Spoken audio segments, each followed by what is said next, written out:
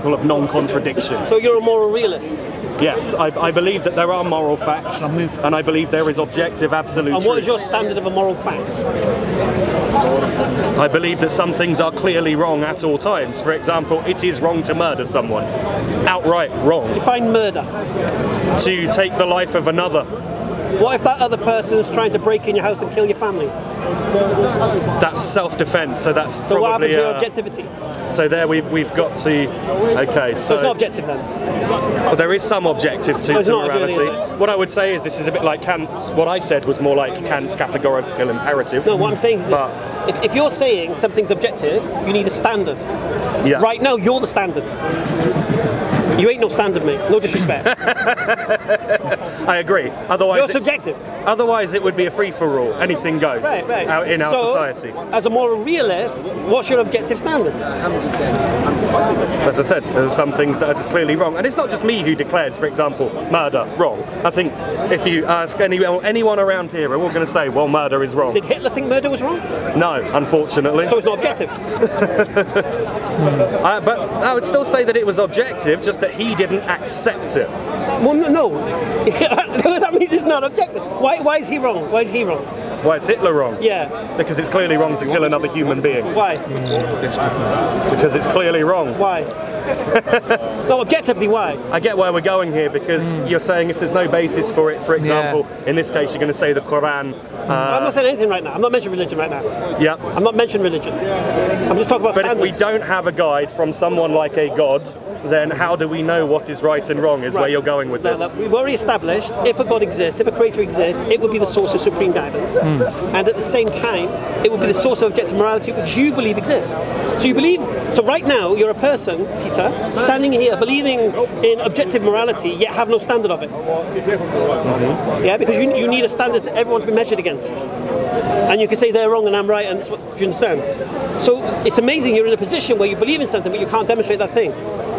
I mean, different philosophers have come up with different ways of answering this. How? I'll give you an example, Kant's categorical imperative, who states that you should not commit yourself to an action unless you will that action to be universal law. In that was how he was trying to develop an objective standard of morality. So, for example, I shouldn't kill someone unless I can will that everyone goes around killing people. And I think most of us couldn't do that. Therefore, he would say murder is wrong. And he'd use the same with lying and stealing and a lot of the other things that, not just me, but in general, in the world, we agree is wrong. Is lying objectively wrong? I think it would depend on the circumstance. So it's not objectively wrong. I mean, if it was World War II... If I ask you a question, right, and I say, is it objectively wrong, and your response is, depends on the circumstance. I didn't say that I agreed with Kant's categorical imperative. I was giving that as an example. I'm just saying. There've got to be exceptions to certain rules, and this is contextually based. If I asked you, right, is something objectively wrong, and you say depends on the circumstance, now you've switched from objective to subjective, because then who decides on the circumstance? And who agrees that meets the threshold of the circumstance? Do you understand the point? Mm-hmm. Yeah, I'm not bullying you here. I just like to see that. Can you stop bullying him, Hamza? I just like to carve to the bone. I don't feel bullied. Good. There you go. All right. You don't look like you can be bullied, by the way. So we've established a very simple principle that if God does exist, a creator does exist, it would have to be the source of supreme guidance, and it would have to be the source of objective morality, because whatever we get up to is irrelevant to God, this creator.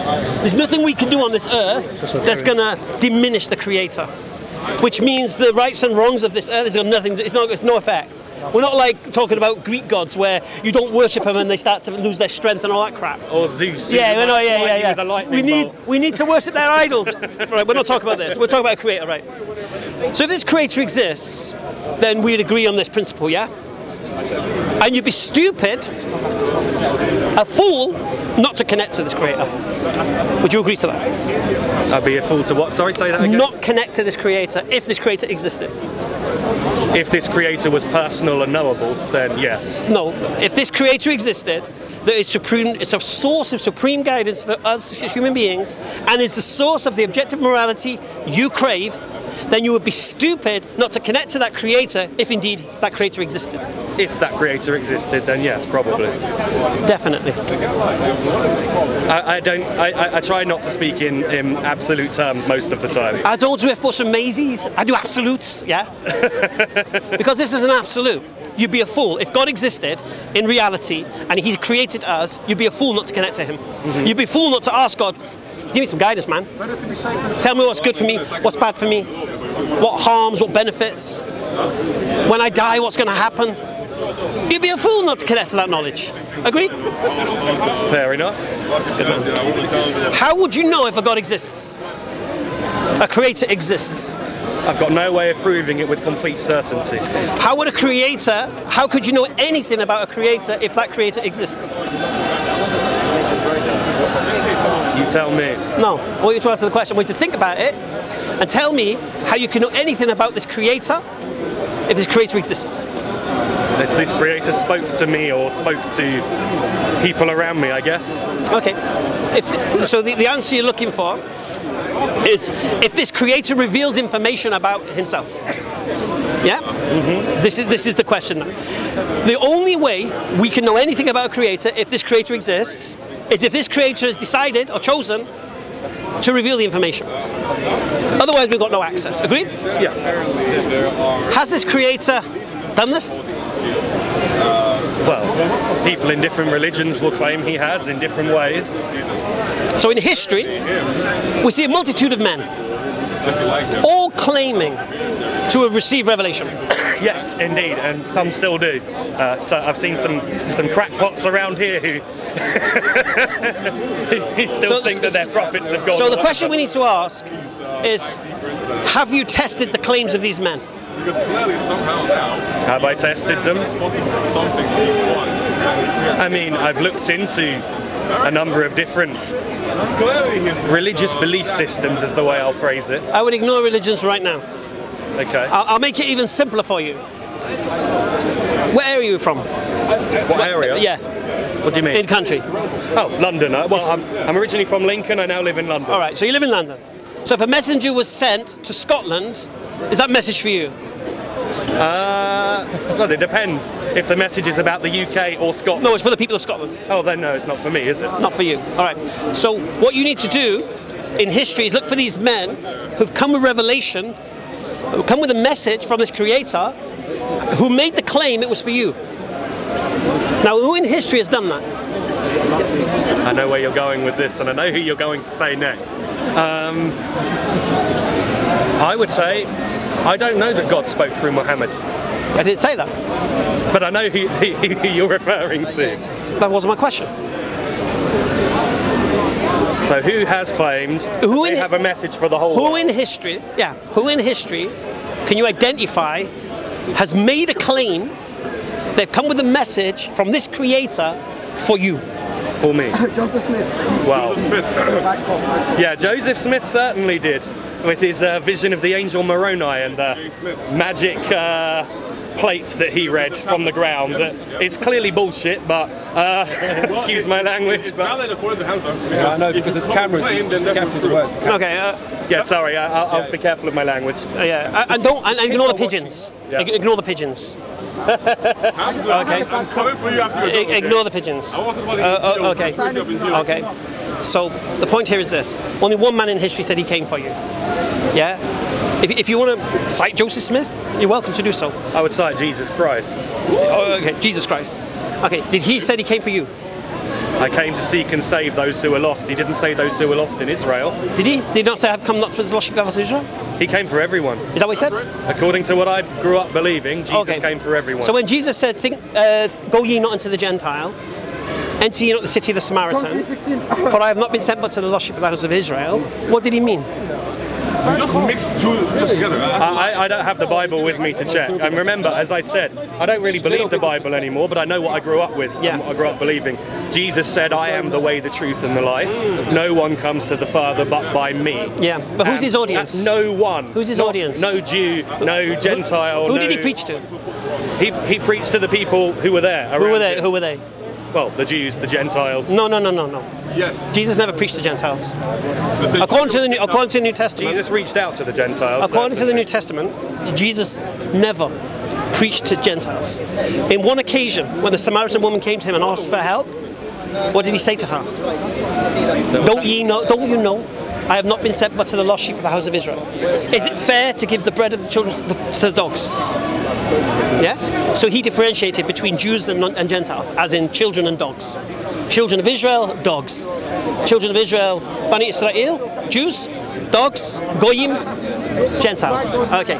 And then she said, but even the crumbs, even the dogs get the crumbs from the master's table. And then she said, oh, because of your faith, and he helped her. But what was his initial response? Don't you know I have not been sent but to the lost sheep of the house of Israel? Yeah? And we can see in his ministry, if the New Testament can be believed as historically, which I don't believe it is, but if you were doing an internal critique on this, to see whether there's justification to believe Jesus came for the whole world based upon what the New Testament says, it's not the case from the words of Jesus. You might have Paul come in later saying such and such a thing, but we're talking about Jesus here. Paul's not a messenger of God. Jesus was. Jesus was the prophet. Only one man in history, Peter, came for the whole world. That was Muhammad. Peace and blessings be upon him. Yeah? So what you need to do now, Peter, is test that claim. So how do I know that Muhammad, and I don't want to come across offensive in what I'm saying, I want to try and be careful in how I work. Generation X, mate. Okay, fair. I'm not so easily triggered either. How do I know that Muhammad didn't just hallucinate and make it all Beautiful, up? beautiful. Okay, so what we should do at this point is say, look, he made a claim that an angel came to him in the cave of Hira to reveal to him he's a messenger of God. What else could explain that phenomenon? So, say that again? Okay, he made a claim Yep. that an angel came to him Yep. and told him he's a messenger of God. Yep. Okay, what else could explain that phenomenon? A, he's lying. I mean, that's the number one choice. He's lying. He made it up, right? I'm not saying I believe that, but that's a possibility.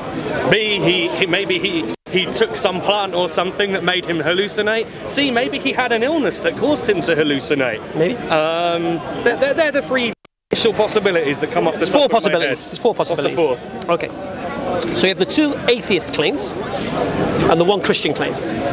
So the two atheist claims are that he was lying.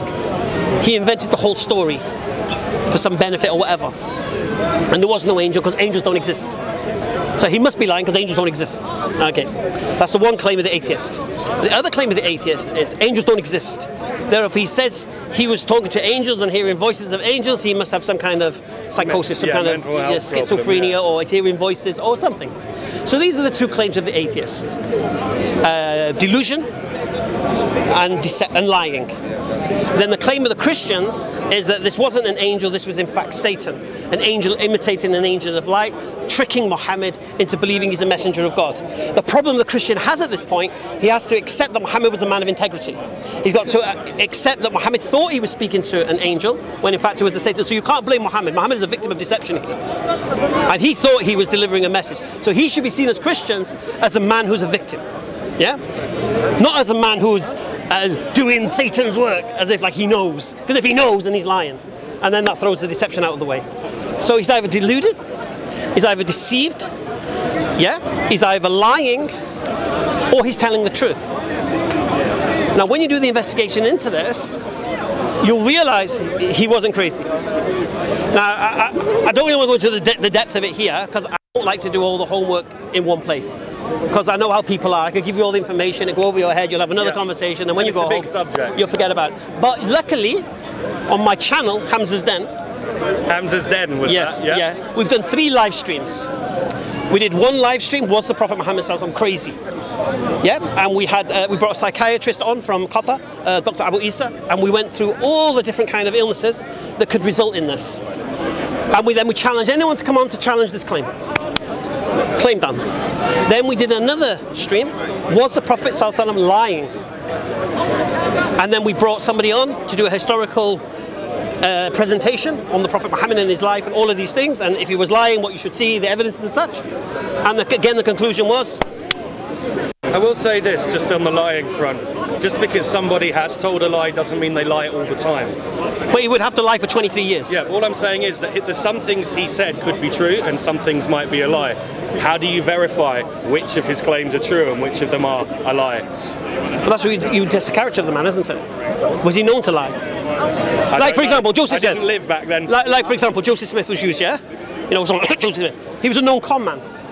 He was a known fraudster. I mean, it's clearly clearly rubbish. You know, do you know what I find amazing about the Joseph Smith story? That he was the only one who could read the tablets. And the tablets have disappeared now. No, before that, but listen to that, before that.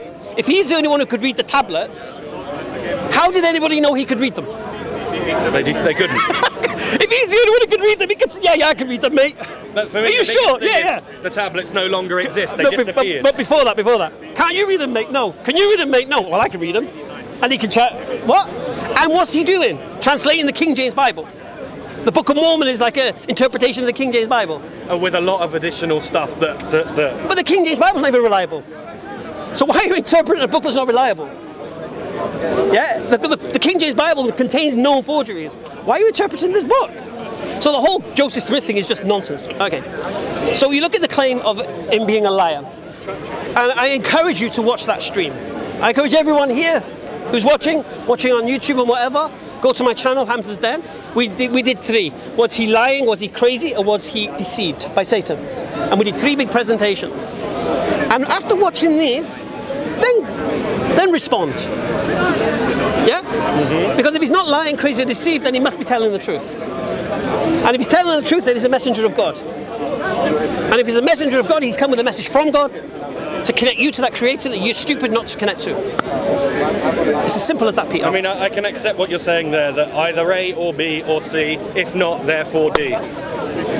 Khalas. It's as simple as that. And then if you don't believe he's telling the truth, then you have to go definitive on why he was a liar, or why he was crazy, or why he was deceived. And remember, this was not just one claim. This was a claim of 23 years. Continuous. Mm-hmm. Now, a person with mental health who's not treated, their mental health deteriorates. A person with schizophrenia is a social recluse and is paranoid. Yeah? So we should see the effects of these things. Yeah? The question about the liar, did he have the motivation to lie? And did he have the capacity to fulfill the lie? So first of all, did he have reason to lie? Did he benefit from the lie? Well, I would counter to that not everyone needs a reason to lie. Unfortunately, I've certainly known people in my life who you would call compulsive liars. They lie for the sake of it, make up stories. I've met people like this. They lie for a reason. Yeah, and maybe it's attention seeking, something like that. But I mean, I can't know their motive. All I know is I can't believe a word that comes out of their mouth. Yeah, because most people lie for a reason. Most people lie for a reason. They either lie for gain, or they lie for attention. Yeah, this is what we say. But if you look at the claim that he lied for fame or for whatever, look at his life and ask yourself, really? Yeah. And if he did it for see, I have 2 points. Not just whether or not he had the motivation to do it. He may be altruistic. He may have seen a society and thought, you know what, I need to change these guys. I need to stop them doing the things they're doing. You wouldn't really go and tell them to stop doing the thing that holds the whole society together. Stop worshipping idols. He could easily have gone down and said, you know what, you can keep the idols, but remember Allah's the main God. You know what I'm saying? If you wanted to, like, if you want to lie to the people, like our mate Tommy Robinson, yeah? He's created this event on June the 1st, isn't it? I don't know. So he's doing this big march. I don't know who he is. I don't know a lot about. But what he's done very cleverly, he's roped everyone in. If you're against immigration, no problem. If you're against transgender toilets and stuff like this in your school, so he's basically spoke to everybody who's got a little piece of the pie, bring them all together to act like he's got this movement. Do you understand? So you do little bits and pieces. Okay. So this is an example of that. Anyway, so we look at the motivation, and then we look at the capacity. Did this man have the ability to do what he's accused of? Could this man have invented the Quran? Could he have made this up? You can look at what the people of the time said when he was reciting it. Did they say it was made up? Did they say it was a liar? What did they say? They sent their best poets to listen to the Quran being recited.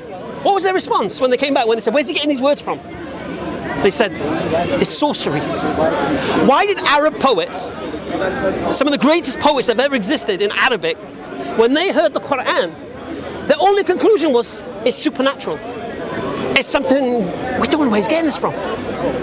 Why would that be their reaction to some random man making this stuff up? I mean, to be fair, at that time, everyone thought everything was supernatural. This was a time in history when, you know, if we go back even 500 years, everything was supernatural in one way or the other. It was either of God or it was witchcraft and of the devil. That was the kind of world that it was back then. Yeah, potentially. But when they said to him, because why send poets then? Why not send witches or soothsayers or something? They sent poets. Why? Because they knew this man, Muhammad. He grew up with them. From the Bani Hashim. He was an orphan boy in their society. They watched him grow. This guy's illiterate. Now where's he getting all this information from? And it's beautiful. It's like poetry. It's sweet to the ear. Where's he getting this from? You're the poets. Go listen to him. Where's he getting this info from? And they came back, and they didn't come, oh, you must have read some beautiful Arabic scripture somewhere. They said, this is sorcery. So this is an indication that there's something special about the words. Maybe you need to be an Arab to really understand what was special about those words. Yeah, I mean, poetry often doesn't translate. I mean, the words might, the poetry often doesn't. Style, meaning, grammar. Yeah. You need to get style. If you get style, meaning, and grammar in a sentence, it's pretty impossible. Because you get style, meaning, grammar's gone. Yeah.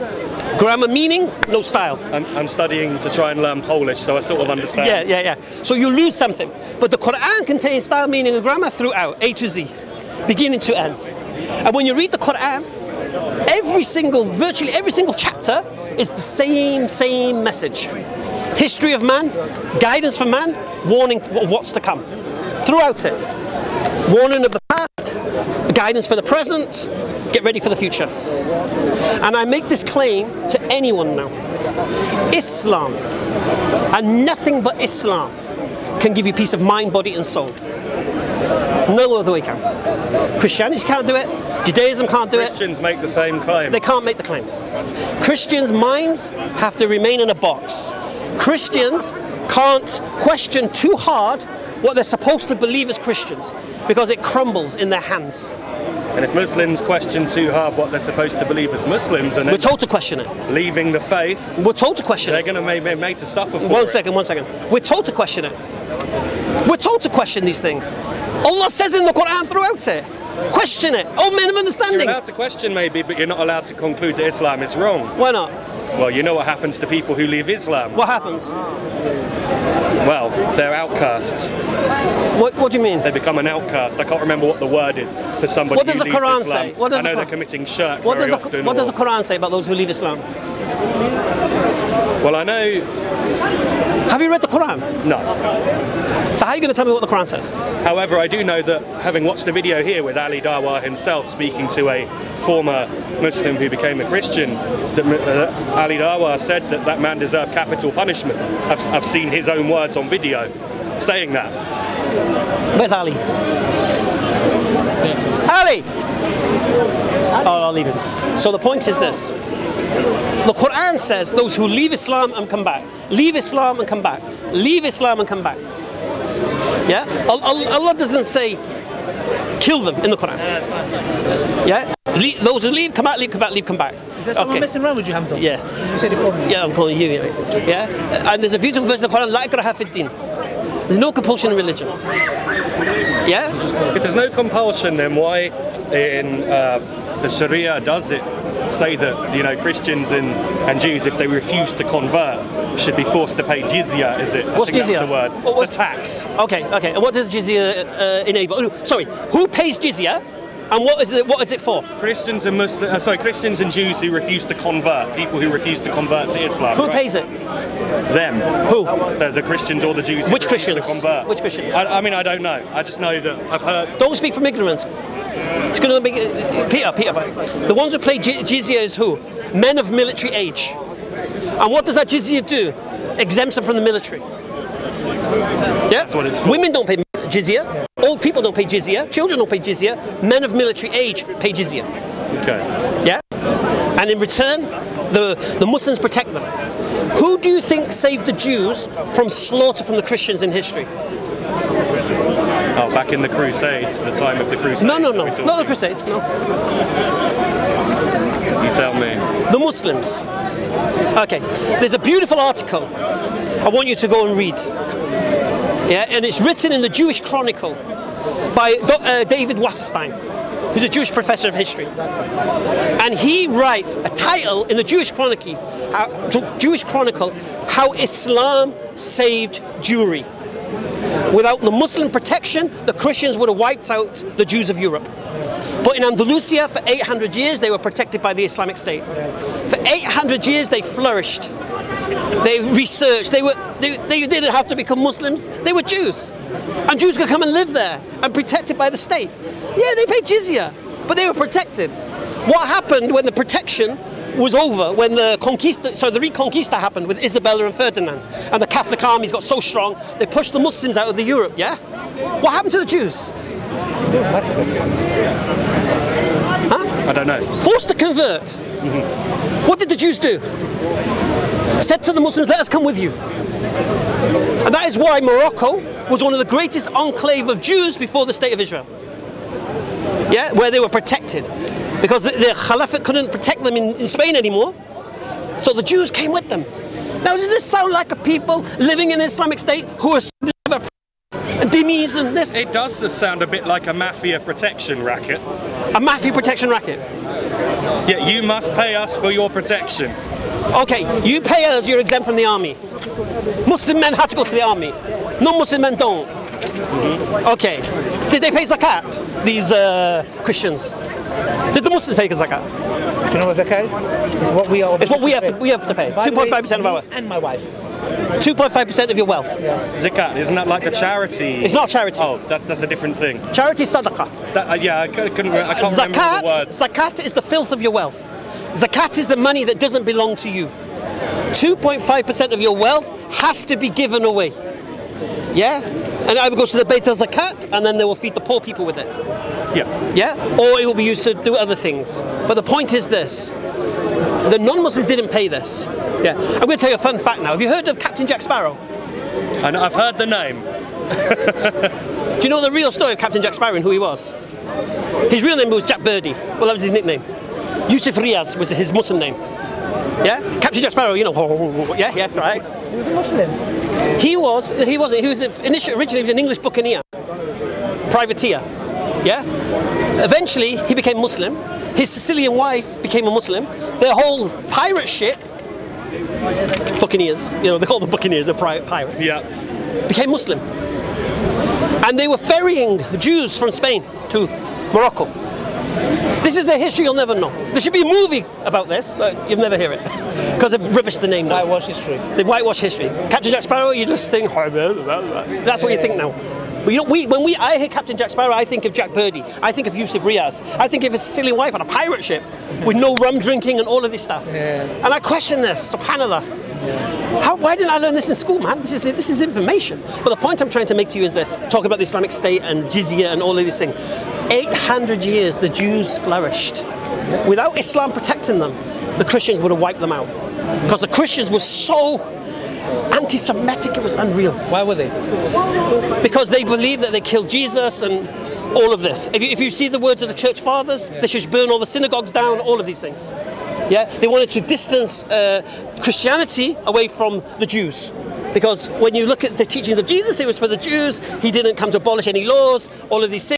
They needed Paul's version of Christianity to be the predominant thing. So they needed to detach it from anything Jewish. So they put the blame on the Jews for crucifying him. But the irony is they should be thanking the Jews for crucifying him. Exactly. And imagine because if he didn't get crucified, they wouldn't have been saved. How much tax did you pay? Tax. Do you know how much tax?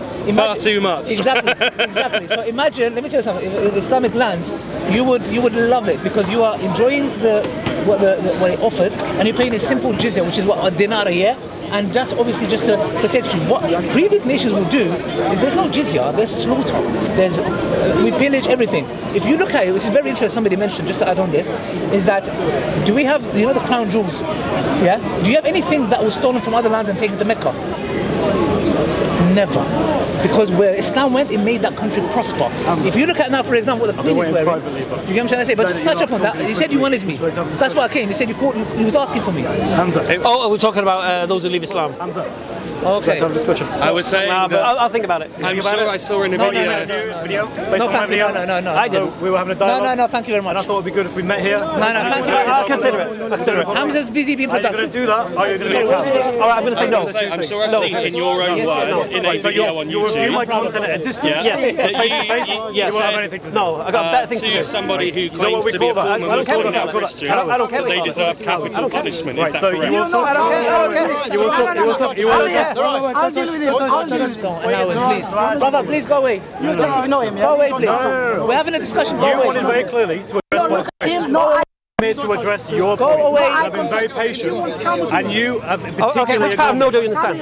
Which part of The joys of speech. Which part of no don't you You're a understand? coward then. Which part of You're no don't you absolute coward. understand? This is the third time I've given you an opportunity. You're a coward. Third time. You're a coward. And he won't debate Christians. The reason you're doing won't this, debate Christians. you know why? Because you know he's Who making here a wants to business see a argument. debate? Who wants to see a debate? All these people here want to see a debate. All the people want to see a debate. Peter, Go away. Peter, Go away. Peter. I don't think they understand Generation X. I'm also Generation X. I'm a coward. They think you're a mix of Islam, so they're trying to... Hamza. Hamza. Thank you. Tell him. Don't be scared. I know. Hamza, No. you have time to talk. Never debate you. Sorry. I'll never debate you. You did live streams. I never reward bad behavior. Watch my I don't videos. reward bad I don't reward bad but you behavior. don't respond to me in Anyway. person. What a coward. What a coward. We'll touch him. You're going to do nothing about it. If I want to touch him, I'll touch him. You're going to get even worse, bro. Even worse. Oh, that was nice. Don't come here, No. Chris, I can't believe it. Don't contain what you made, mate. So you won't. Touch me. I won't do anything. Touch me. Touch me. Touch everybody. What's wrong with you? I mean, why you touch me? Who touched you? Relax. Touch Chris. Why you touch him? I mean, it's my brother. It's my brother. What can I do? Relax. Touch me. I should. What can I do? Touch me. Touch me. Why you save him? Why you save him? Why not let him talk? Rubbish. Rubbish. You have nothing to offer. You Muslims have nothing to offer to people. Yeah, you are a coward. You know why? Look at your face. Hate is coming out in your face. Fuck Islam. I'm not fighting any religion, but I am coming from yours. You know why? I'm just disappointed you. I'm disappointed you. Is that your coward? Hamza. Yeah? You can do something? Do it. My videos. Do it. I'm not the pussy guy here, you know? I'm funny you. I'll cut your ear. You want to address my argument? I keep pussy. You want to talk? No. I him. Ask him if he wants to talk. For those who are new to the path and not Christians who know things, Ask him. they won't debate us. Ask him. Now ask him. Cowardly. Hey, look. No Christian can challenge me. No Christian. I've done this. No Christian can challenge me. You know words of I'm not Christians. What you do at home? You do it at home, honest, behind your computer. Any Christian, Bible, Quran, any Christian, come here. I don't reward bad behavior, mate. You watch my videos and you respond to them. The Quran. It was a good discussion while it lasted. Have a good one. Mate, I want to shake your hand. It's been a pleasure. Thank you for taking your time. Check out my channel. Channel again? Check out my channel, yeah? What was it again? Hamza's dead. Hamza's dead. Let me answer the question. You don't even carry on. I think, no. But it was. I've taken. Peter. I'm coming this way.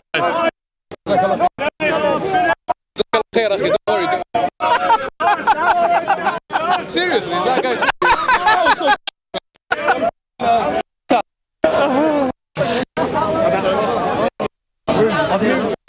Here, we got a spot. All right. Just wrap up over there. Oh yeah. Well, I just want to leave Peter with that. All I want to leave you with, Peter, is do the test that I said to do. Go to my channel. Go to where we did the test of the Prophet Muhammad sallallahu alaihi wasallam. I will watch all 3 of them. Watch 3 of them. I do live streams all the time. You're welcome to jump on at any time. I usually just live stream on a Sunday, and I do live streams from my shop in the week sometimes.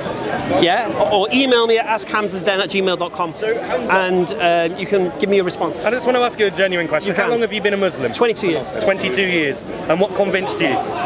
What convinced me? I read a beautiful book called Halal and Haram by Yusuf Qaradawi, and it was basically initially it was what was lawful and prohibited in Islam.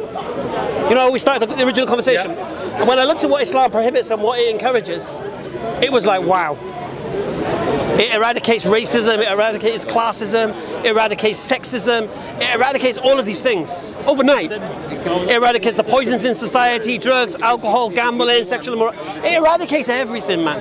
All the things that are poisoning societies of the world, Islam is the cure for it. Okay, yeah. Fair enough. And I have to say, Islamic architecture is beautiful, as I saw in the country of Uzbekistan last month. Just look at Islamic science, mate. Do you know where the scientific method came from, of deduction? Yeah, and I also know that it was actually Islamic scholars who preserved Greek medical literature. I covered a topic on this when I was at university, how Islamic scholars preserved that. Subhanallah. And it's not just that, I mean, the Greeks didn't get it right all the time, you know what I mean? Yeah. Okay. Christians are mental. Do you know why they came?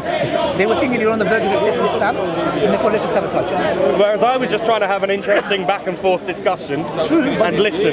Good, but the point is this. Can you imagine Muslims, all they do is talk about the Bible. We're here to talk about Islam. You had some questions. The fact that they thought you're about to accept Islam, they thought let's sabotage it.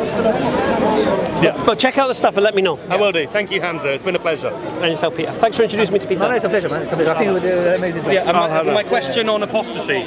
Oh, yeah. So let me Is it, whose mic is this? Yeah, let's go somewhere. Can we go to the shade? Are these one of your mics? No problem, mate. Give me one. Wait a minute, make sure. This. I think this is yours. This one is mine. I think this is. Well, whose is this one then? I think that's. Yeah, both of yours. Are they two? Two DJI. Yeah. Is it finished? Yeah. Okay. It's a very professional looking setup here. No, I don't know what's going on. 1 second.